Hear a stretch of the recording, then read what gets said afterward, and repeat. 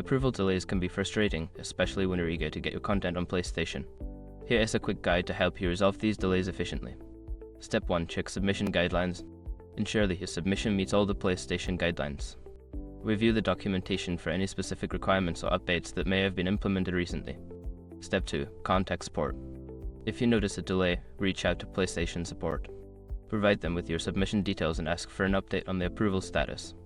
Step 3. Review feedback. If your submission was previously rejected, carefully review the feedback provided. Make the necessary adjustments to address any issues highlighted by the review team. Step 4. Resubmit promptly.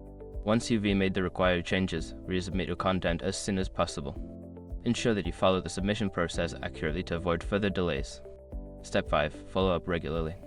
After resubmission, keep in touch with support for updates. Regular follow-ups can help keep your submission on their radar and may expedite the approval process. By following these steps, you can help minimize approval delays and get your content on PlayStation more quickly. Good luck!